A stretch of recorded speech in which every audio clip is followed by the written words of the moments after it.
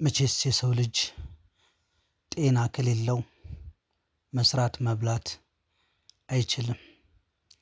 እግዚአብሔር አምላክ ጤናውን ሲሰጠን ተንቀሳቅሰን ማንኛውንም መሰረታዊ ፍላጎታችንን እናሟላለን። አንዴ በአልጋ ቁራኛ ከተያዝን ግን ሁሉ ነገር ይታሰርብናል። ተሯሩጠን መስራት አንችልም። ዛሬ አንዲት እህት ለመጎብኘት ቀበሌ 5 እገኛለሁኝ። ትዝታ ትባላለች እና ወደ ቤቷ እየሄድኩ ነው። እስቲ ከልጅቷ ጋር የማደርገውን ቆይታ ተከታተሉ። ለወገን ደራሽ ወገን ነው። እጃችሁን ዘርጉልኝ። አራዳ ማለት ወገኑን የሚረዳ ነው። እድሜና ጤና ይስጣችሁ። ሰላም ጤና ይስጥልኝ። እንደምን ዋላችሁ? እንግዲህ ዛሬ የመጣሁት አንድ እህት ያለች በስራ ዓለም የተዋወቅኳት እሷ ዛሬ ታማ አልጋ ላይ ነው ያለችው። ምን ያህል ምኗ እንደሚያማት ምን ያህል ጊዜ እንደሆናት እንደምን እንደሆነ እስቲ ከሷ አወራለሁኝ። ስምሽን ብታስተዋውቂ ማን ትባያለሽ? ስሜ ትዝታ እባላለሁ። እኔ ከዳኒ ጋር የተዋወቅኩት በስራ ቦታ ላይ ነበር በፊት። ዳኒ በጣም ጥሩ ሰው ነው። በጣም ለሰው የሚራራ ሰውን የሚረዳ በእውነት ከልብ ለሰው የሚራራ ሰው ነው። እግዚአብሔር አምላክ አብዝቶ ይባርከው። እኔ በፊት ማምረቻ ነበር የሚሰራው። ማምረቻ ካሸሪ ሆኜ ነበር ሲሰራ የቆየሁት።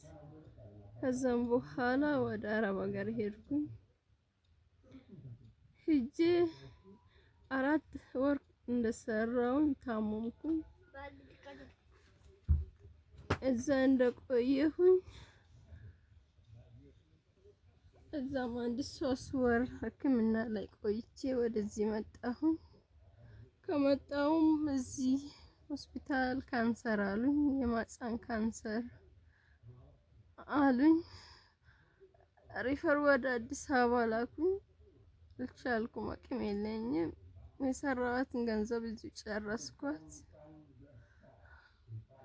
አሁን ምንም ነገር የለኝም። እግዚአብሔር እንዳደረገኝ ያድርገኝ ብዬ እዚህ አልጋ ላይ መተኛት ከጀመርኩኝ ይሄው 4 ወር ሆኖኛል። እኔ እህቴ ቤት ነው ያለሁት። እህቴ ስራ የላትም። እሷ ነች ከኔ ጋር እህቴ በጣም ችግር ላይ ነው ያለችው። በጣም ከኔ ጋር እየተሰቃየች ነው።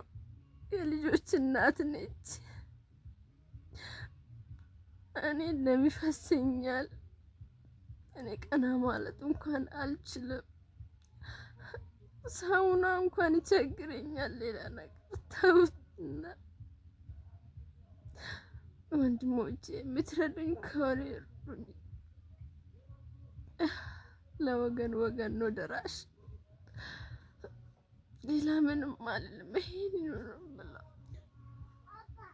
አሁን ላይ ሰው የሚቀምሰው ምበላ የምጠጣው ራሱ በጣም ተራሩጣ ተቸግራ ነው። በእውነት ወጥቼ ልለምን እንዴ ማንስ አቤት ይለኛል እስከምትል ድረስ እህቴ ማንስ ያየኛል እስከምትል ድረስ በጣም ብዙ ነገር ነው የሚቸግረኝ። በጣም ህመሙ ስሜት ምንድነው አሁን ያስቸግርሻል? ህመሙ በጣም ነው የሚያመኝ። ቆርጠኛል። ቁርጠት ነው። ቀን ከሌሊት በመስታገዣ ነው ያለሁት። መስታገዣ ለሴከንድ አይለየኝም። አዲስ አበባ ደሙ እንዲቆም በጨረር መመታት አለበት። ሌላ ህክምና ለመጀመር በጨረር ይሄ ደም መቆም አለበት። ከዛም በኋላ ነው ሌላ ህክምና የምትጀምሪው። ደሙ ካልቆመ ኪሞ መጀመር አትችይም፣ ሌላ ህክምና ማግኘት አትችይም አንቺ አሉኝ። እና ጨረሩ ምን ያህል ነው የሚፈጀው ብዬ ቢጠይቀው ዶክተሩ ለቅድማ ራሱ ለአንድ ጊዜ በጨረር ለመመታት ራሱ ቢያንስ በትንሹ ከ100,000 150,000 በላይ ይዘሽ መንቀሳቀስ አለብሽ ለመጀመሪያ ጊዜ ነው ያለኝ። እና በአንዴ ላይ ቆም ይችላል 3 4 እስከ 7 ጊዜ በጨረር መመታት ይችላል። ከዛም በኋላ ደምሽ ከቆመ በኋላ ነው ሌላ ሕክምና የምትጀምሪ ነው የተባልኩኝ። ደም ዝም ብሎ ነው የሚፈሰው? ደም ይፈሰኛል። ደም ሲፈስ ያው ግዴታ ነው ወዲስ ምናምን ግዴታ ነው።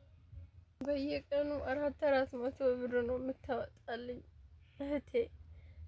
ክኒኒ መስታገጃ ጎፋን የሚባል ክኒኒ አለ፣ መስታገጃ ነው በየቀኑ በቃ በቀን አንድ ነው።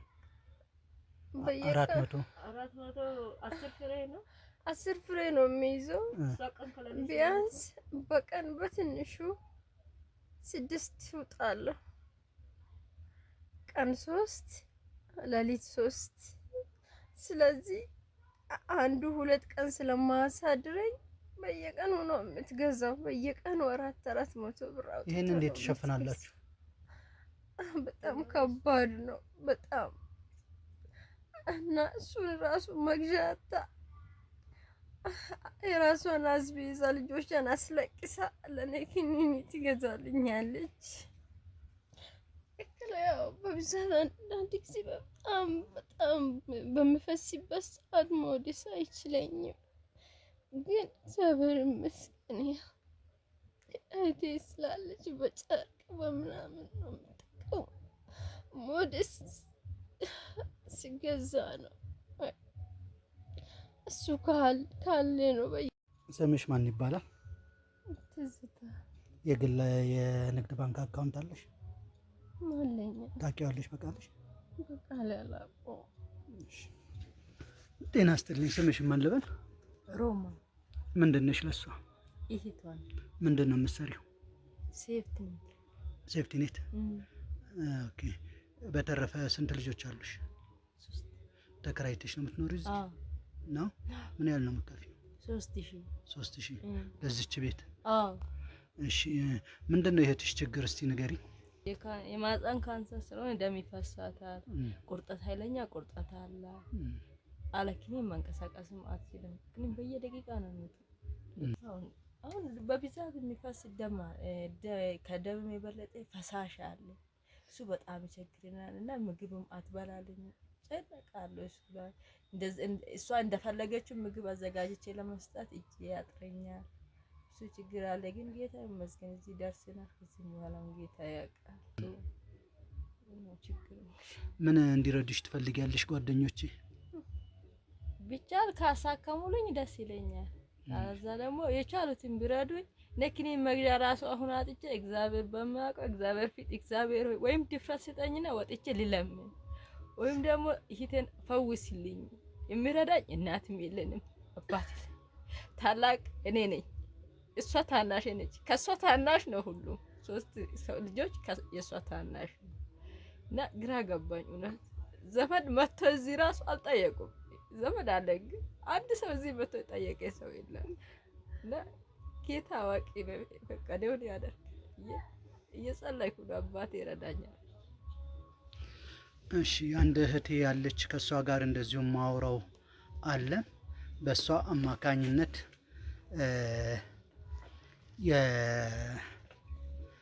ለሳሙና የሚሆን 2000 ብር ለሳሙና ይሆናቸዋል። አስናቁ ትባላለች።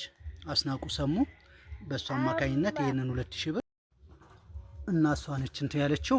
ነግሪያት ትናንት ማታ ነው ያወራ ነው። እኔ ከራሴ ያውጥቼ ነው እንትን ያልኩት። ያው እሷ የምትልከው ነው። አመስግኛት። እሺ፣ እግዚአብሔር እውነት እኛን የገጠመን ችግር አይገጠምሽ። እግዚአብሔር አብዝቶ ይባርክሽ። ተባረኪ ይልሻል። እኔ ቃልም የለኝም ጌታ። እንደዚህ ተጨናንቄ ሰው ፊት አይቼ አላቅም። ክርስቶስ አዋቂ።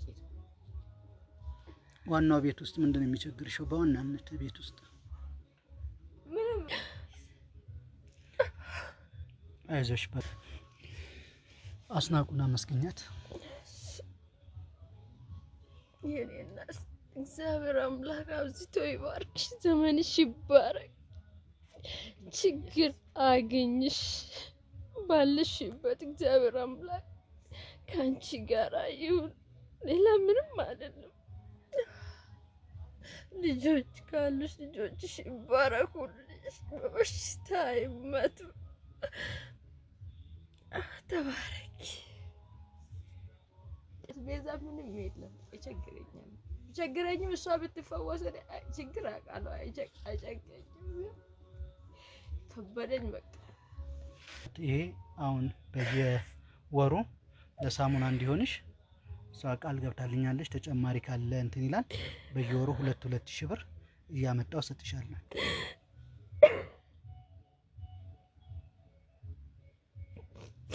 እኔ ታውቃለህ እንዴ?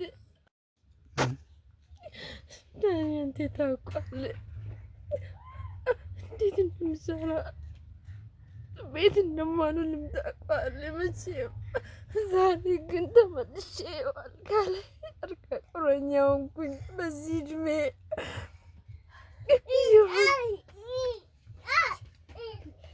ይሁን እግዚአብሔር ከወደደ ምንም ማድረግ አልችልም። እግዚአብሔር ቃል ከሆነ። ስንት ዓመትሽ ነው? 28 ዓመቴ። እሺ አይዞሽ። እሺ እግዚአብሔር አለ። እግዚአብሔር ይታደግሻል። አሜን አሜን። የእሱ እርዳታ የእሱ እንትን ጥበቃ አለ። ለእሱ ታመኚ። በእሱ ተስፋ አይቆረጥም። አሜን። በሱ ነው ያለሁት። ማን አለኝ ሌላ? የሰማይ አምላክ ይባርክሽ፣ በደሙ ይሸፍንሽ። ተባረክ። አንተም ጌታ ኢየሱስ አብዝቶ ይባርክ። ተባረክ ዳንኤል።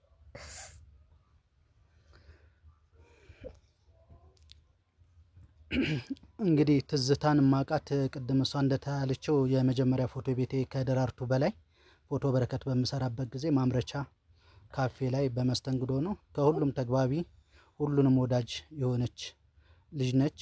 መልካም ታታሪ የነበረች ልጅ ነች። ኑሮን አሸንፋለሁ ብላ አረብ ሀገር በሄደች በአራተኛው ወሩ ነው በእንዲህ አይነት ሁኔታ ተጠቅታ አሁን አልጋ ላይ ያለችው። ይዛ የመጣችውንም ያው ጨርሳ አልጋ ላይ ነው ያለችው። አስንዬ የሰማይ አምላክ ይባርክሽ።